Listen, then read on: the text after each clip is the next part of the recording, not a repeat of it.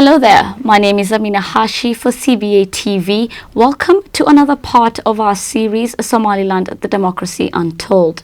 The past week has been dedicated to vote counting, not only to allow for the citizens of Somaliland to witness the outcome of their democratic rights, but also allowed the country to stand out as a beacon in a region where democracy is not always a straightforward process. However, as the results flowed in, one thing evidently stood out: the lack of female representation in the ever-important legislative parliamentary sector.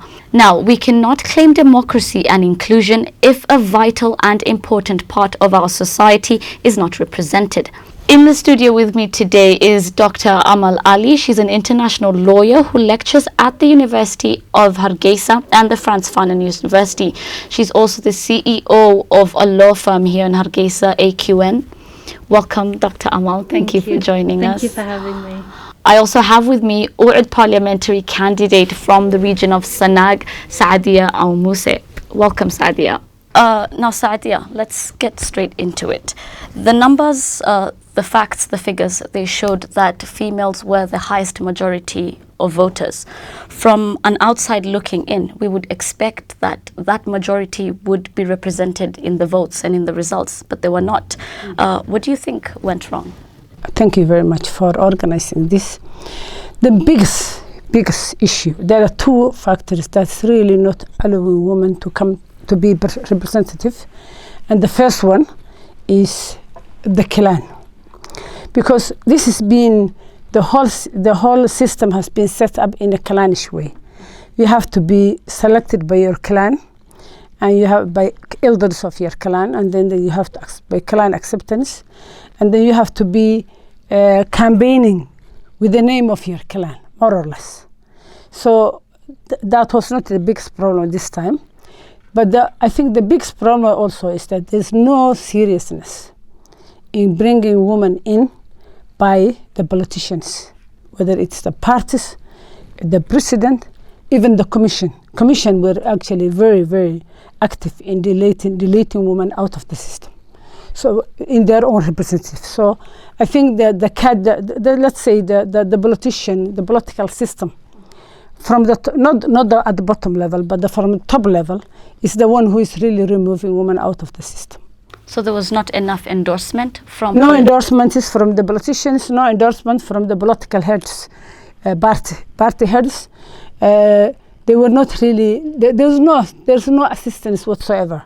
There was no seriousness in bringing women into the system, except the first election, that's it. That's all.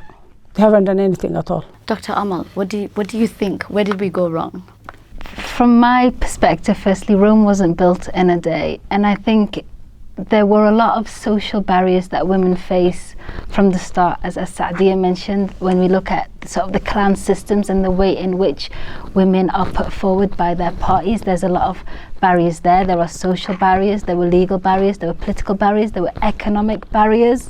There was lack of buy-in from the political establishment, but also on the ground, I don't think enough awareness has been raised as to the way in which having women parliamentarians, of having women in positions of powers, can actually help societies develop. So I think there definitely needed to be a grassroots campaign, so that people themselves choose to move beyond the usual traditional clan systems. I also think that while there was some sort of goodwill, this was never actually carried out, right? So initially there was some goodwill. I mean, there was the introduction of the quota, and then when that went through the process of getting that legalized, that was cancelled. Then the political parties said, okay, we will informally create a quota, and each one of us will put forward 6 women and a candidate from a minority clan. And even that, not all of them went through with that. And so I think another area that women really struggled with was, so the legal infrastructure to support them wasn't there. The political infrastructure to support them wasn't there. The social infrastructure to support them wasn't there. And to run a campaign is extremely expensive. right? And women don't have the same economic supports as men have. Men will have their clan members collecting money for them. Men will have donations. Men have all the economic capital in Somaliland, and women cannot access this. So that's another barrier. So I personally think that the way in which we went wrong, and you can correct me if you disagree, Sadia, is to have a top-down approach is never going to work. We need the approach to be bottom-up as well, so that we have the buy-in and the support of the local community, because I'm equally as delighted as Sadia is that Barkhad won. And you can see, considering he had 20,000 votes, you can see that the local community really supported his cause. He really had a strong social media campaign. He really had a strong support from the local community, from the political parties. He had, and I think that if the women candidates, not to compare, comparison is the thief of joy, but not to compare, but I think if women had the similar infrastructure in place for them, then that would have made quite a difference. If I can, no, but I can for just one point. I think when it comes to clan, one thing has been proven. They were always saying, the elders and the community on the ground will not select women. It was actually, that was not true. All of us, most of us, has been endorsed. And all the campaigns, I actually experienced everything that the members have been. I had the economic, I have the social, I have quite a large number of it. But I hadn't. What the problem is, so from the local pursuit. And then when I say clan is not because I'm not being selected. It's because the ticket has been played on clan. Your clan has to come up. That's how it's been built.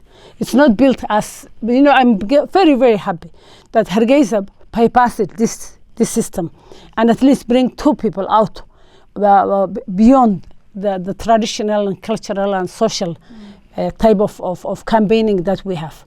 But when you look at the campaign, it's your clan. So it is clannish. It's not because the parties are not electing their cadre. They have never organized a system where they can select the people themselves.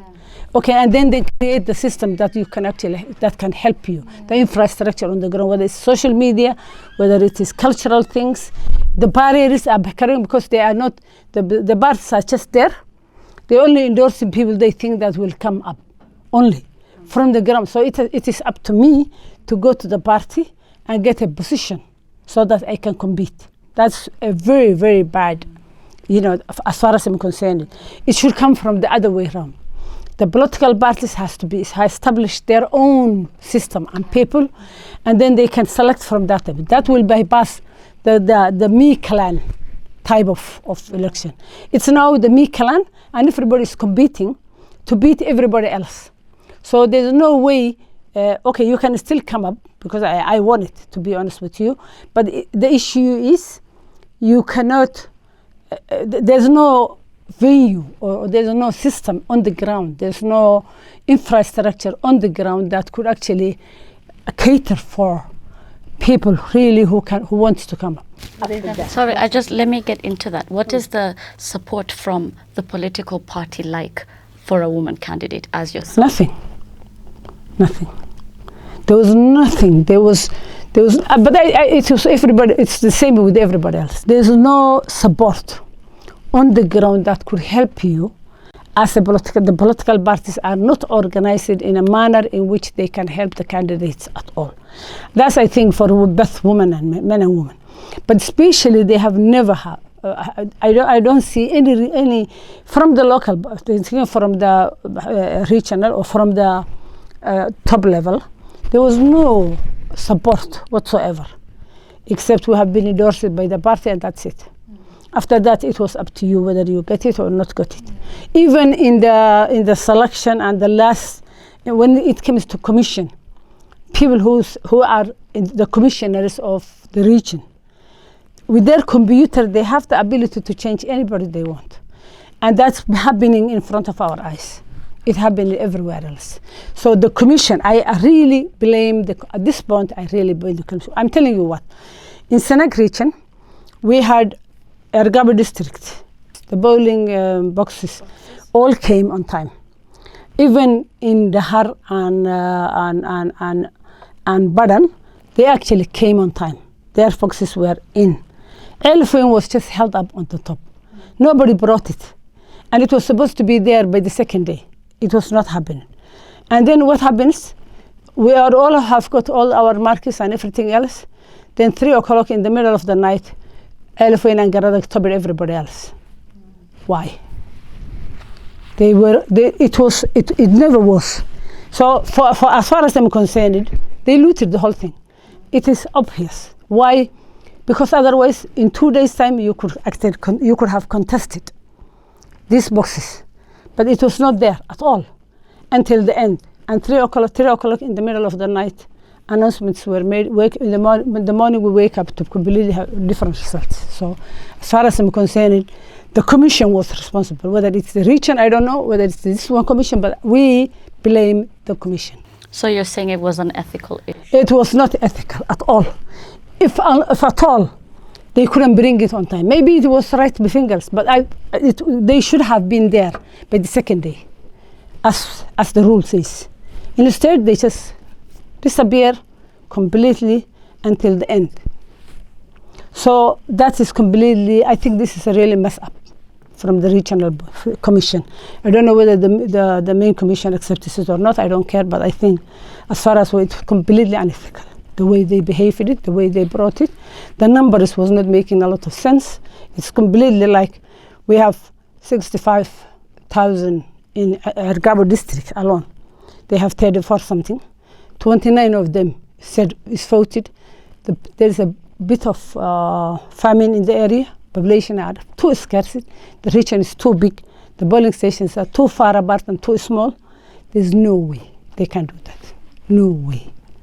So as far as I'm concerned, and the commission accepted it.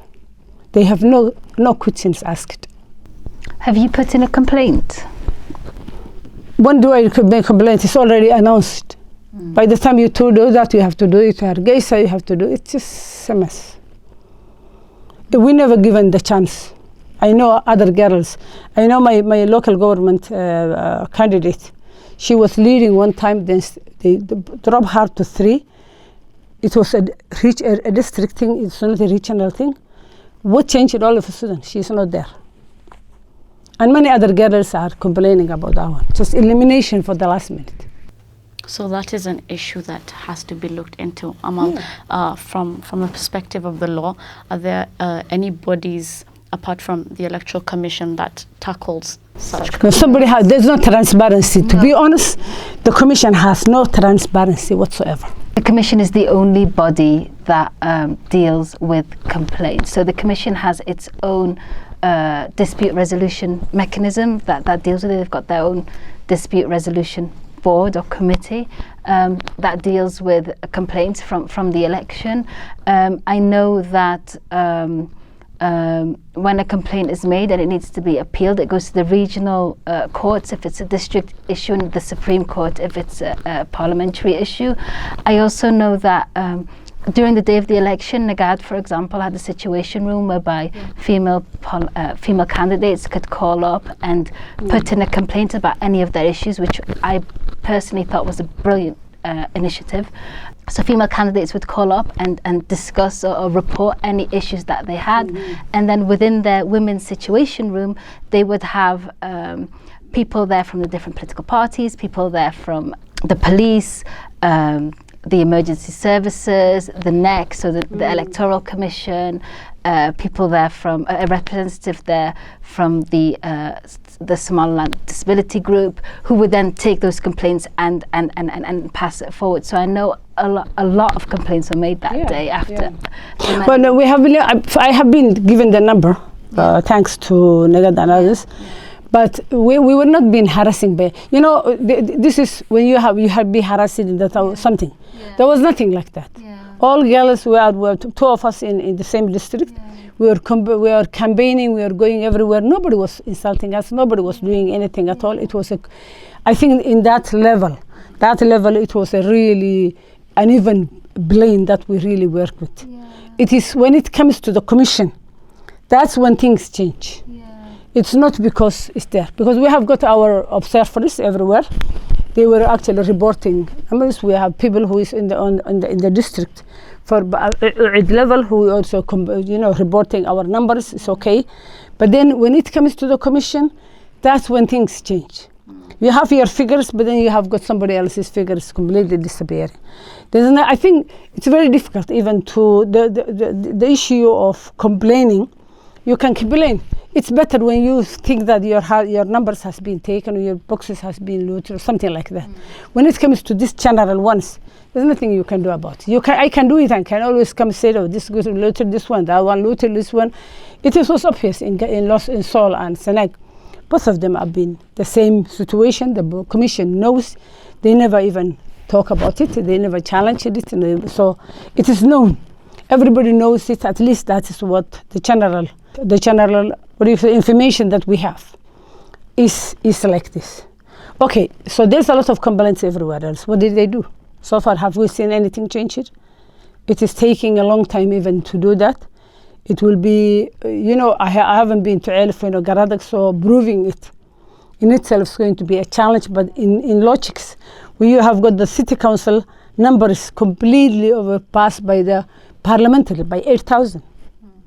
It shows. It's the same ballot box. So everybody is doing the same ballot box.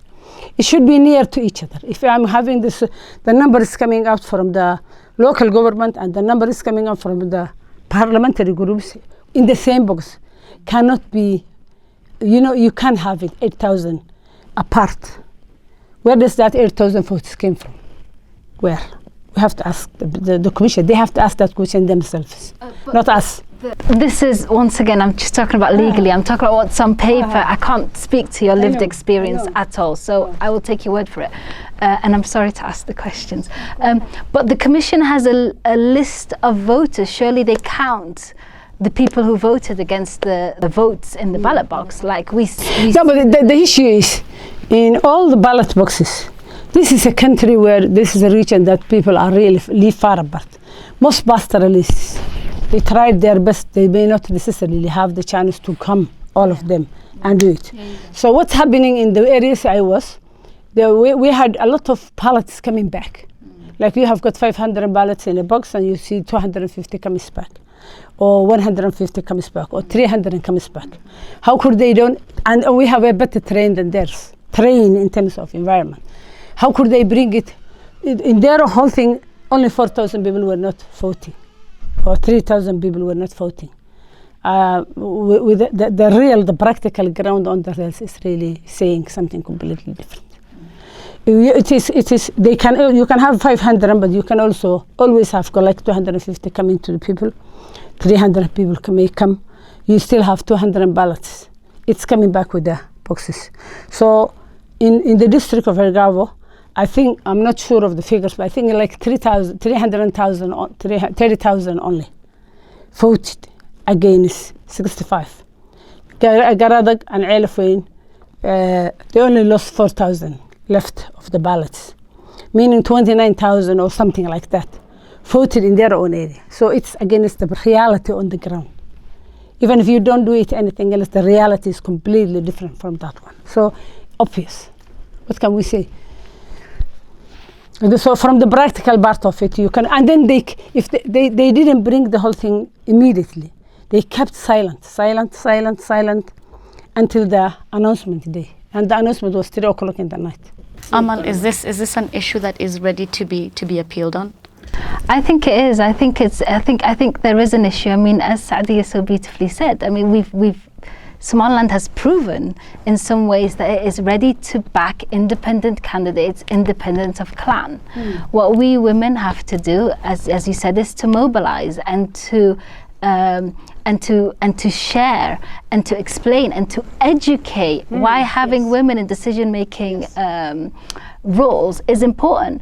I would even go beyond what you say, and I would say actually not just in the political parties, not just in the commission or in the government, but beyond that, you know, beyond that across all sectors, you know, in the boards of companies, as head teachers of schools, in the media. You know, once women's voices and experiences are normalized, I don't think there's anything stopping Somaliland from having a good number of women in political power.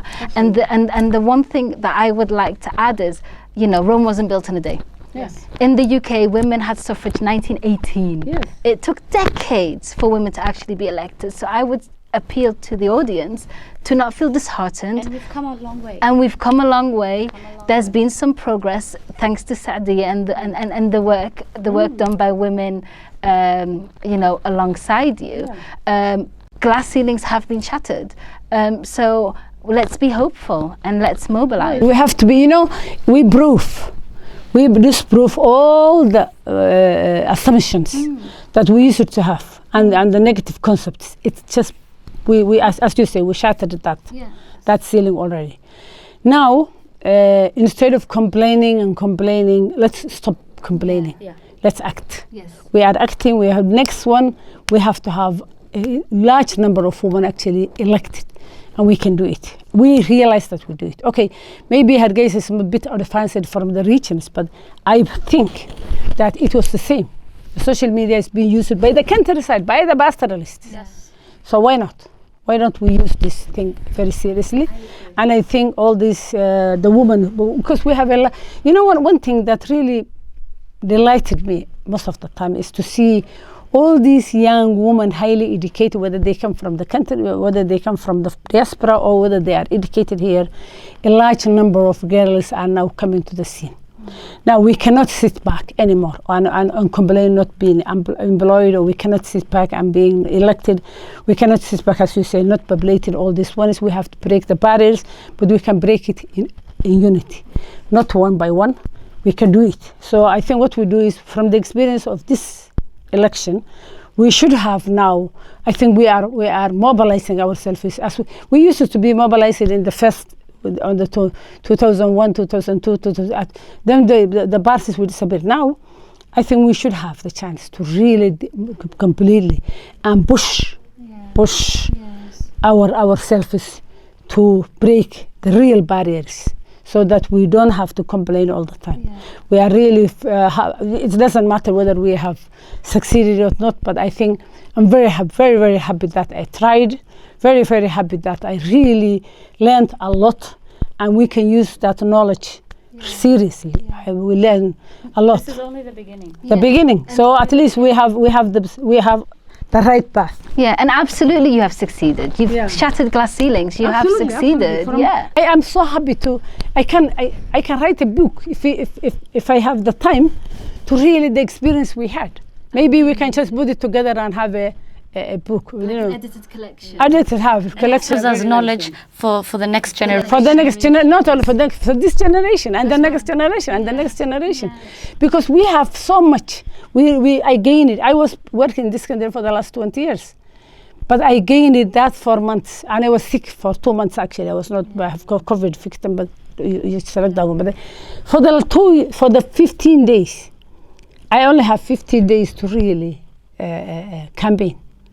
It was an eye opener. Yeah. It was and 6 days officially. Right? 6 days officially. That's what I have really. Yeah. So it's. I have to tell you, I'm happy. Yeah. Regardless of whether I get it or not, it was a very good experience. I like it. I will not. If I can ask, so if this, the said quotas we've discussed and all, can we assume if these said quotas are put into place and are established, is this going to increase the number of women participants, you think? Yeah, it gives you a better chance. But I think we don't need the quota anymore. We have to have the ability to really change the situation in our way. Because that quota has been always a barrier there. Everybody was saying, the constitution is not accepted. They always have got an excuse of not doing it. I think we should not waste our time anymore for quotas of that. We have to go and kill where the killing is there. And also, when we talk about women participation in politics, and women do participate. The majority of voters are women. Right? But let me touch on that. That's something actually that I wanted to get to. Big majority of women. Why are they not voting for women? Is it an Because I issue am of Clanist. trust? You have to realize, the bride of the Clanist is still there. The bride of the Clanist. The women are not different. I always ask anybody, oh, why should women? They will not. Because the minute that campaign comes in, it is our clan. Women are part of that clan. They are not going to, few women can disassociate themselves from the clan. We cannot dissociate from the clan. Okay. So don't waste your time on that one. Women, it's not because they don't like women, it's not because they don't understand. You know, we haven't been reached that position where they say, okay, I don't want about this clan, why shouldn't I select that woman? It's not there. It is still structured as clan thing, and they are part and parcel of that clan. So just to add to that, I completely agree, Saadia.